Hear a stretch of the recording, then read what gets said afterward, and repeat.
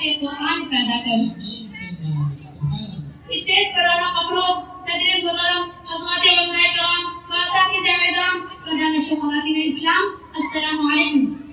میرا نام نور سبا بنت محمد سلیمان سیتامڑھی، میں جامعہ رابعہ بصریہ کی بنات کی عربی پنجم کی طالبہ ہوں۔ آج کی اس محفل اور اس مبارک اجلاس میں میرا موضوع سخن دنیا کی سب سے پاکیزہ اور مقدس کتاب قرآن پاک ہے۔ ہمیں چڑھتے سورج کی طرح یقین ہے کہ اس کا ایک ایک حرف سچا اور صادق ہے۔ وہ قرآن پاک جس کی زبان مقدس، بیان مقدس، فصاحت و بلاغت کی طرح ٹھاٹے مارتا سمندر ہے، جس کے متعلق ارشاد ہے کہ قرآن وہ کتاب ہے جس کے صادق و برحق ہونے میں کوئی شک و شبہ نہیں۔ نبی کریم صلی اللہ علیہ وسلم نے ارشاد فرمایا کہ تم میں سے سب سے بہتر شخص وہ ہے جو قرآن کو سیکھے اور سکھائے۔ دعا کیجیے کہ خدا بندے قدوس ہم سب کو قرآن کی دولت سے معلومات فرمائے، آمین۔ میری پیارے دوستوں، قرآن پاک رب ذوالجلال کی طرف سے وہ عطا کردہ حسین تحفہ ہے جس نے 23 برس کے قلیل مدت میں پورے عالم میں وہ انقلاب برپا کر دیا جو پہلے سے بڑے فصحاء، علماء، ادباء، شعراء حیران شرطن ہو گئے، جن آیاتوں کو سن کر پتھر دل موم ہو گیا۔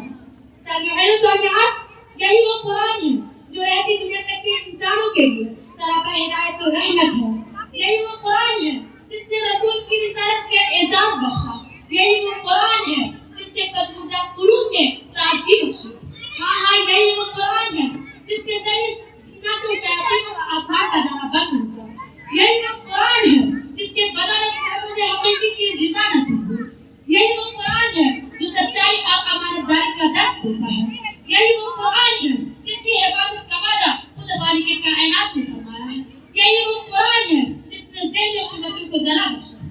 میری پیاری دوستوں، آج کے اس نازک دور میں حفظ قرآن پاک کو فضول سمجھا جاتا ہے، اس کے الفاظ کے رٹنے کو حماقت بتایا جاتا ہے اور کہا جاتا ہے کہ اس کا رٹنا اور بے سمجھے پڑھنا بے سود ہے۔ مگر افسوس ہے اس قرآن پاک کے بارے میں۔ ہمارا خیال یہ ہے کہ جس کے بارے میں شہنشاہ باقامہ جناب محمد صلی اللہ علیہ وسلم نے ارشاد فرمایا کہ قرآن ورتل كما كنت ترتل في الدنيا فإن منزلك عند آخر آية تقرأها۔ قیامت کے دن حافظ قرآن سے کہا جائے گا، قرآن پڑھتا جا، جنت میں اپنے درجوں کو بلند کرتا جا اور ٹھہر ٹھہر کے پڑھ، جیسا کہ تو دنیا میں ٹھہر ٹھہر کے پڑھتا تھا۔ بس تیرا مقام اور ٹھہرنا وہی ہے جہاں آخری آیت پہ پہنچے۔ سامعین سامعات، قرآن پاک یہ دنیا کی سب سے بڑی نعمت ہے۔ یہ زمین و آسمان، چاند، سورج، ستارے کوئی اس نعمت کا مقابلہ نہیں کر سکتے۔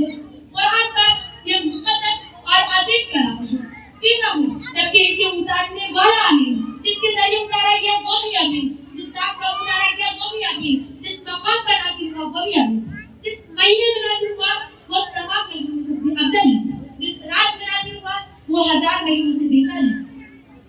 اللہ کا یہ مقدس اور پاکیزہ کلام تمام کلاموں میں سب سے افضل اور برتر ہے۔ حدیث پاک میں ہے فَصْلُ كَلَامِ اللَّهِ عَلَى سَائِرِ الْكَلَامِ كَفَصْلِ اللَّهِ عَلَى خَلْقِهِ۔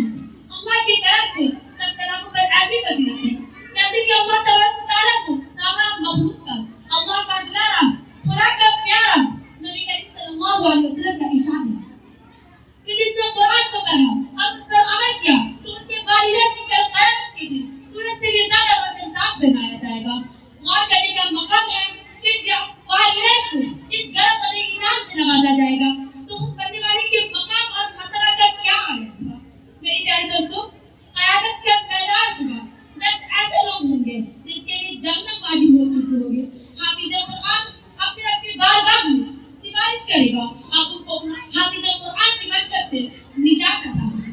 مگر افسوس ہے کہ ہم نے قرآن کی دامن مقدس کو ترک کر دیا، ہم نے اس کی پاکیزہ تعلیمات کو بنا دیا۔ نتیجہ یہ ہوا کہ وہ مسلم قوم جس کے سر پر عزت الفاظ کا تاج تھا وہ ذلت رسوائی کے غار میں جا گئی۔ وہ مسلم قوم جس کی ایک آواز پر افریقہ کے جنگل میں رہنے والے تمام طریقوں نے میدان خالی کر دیا، آج ایک چھوٹی بھی اس کے حکم کو ماننے کو تیار نہیں۔ وہ قوم جس کی ماضی روشن اور تابناک تھی اس کا حال و مستقبل تاریخ ہے۔ مسلمانوں سمجھو، ہوشیار ہو جاؤ، غفلت کا پردہ چاک کر دو، قرآن سے وابستہ ہو جاؤ، ورنہ یاد رکھو تاریخ میں کبھی معاف نہیں کر سکتے۔ انتشار کیا خوب کہا ہے بھر کے دنوں میں، کیوں نہ وہ ممتاز اسلام و دنیا بھر کے دنوں میں وہاں مذہب کتابوں میں یہاں قرآن نازل ہوا۔ حضرات، میں پوچھنا چاہتی ہوں وہ کون سی چیز تھی جس نے صحابہ رسول اللہ صلی اللہ علیہ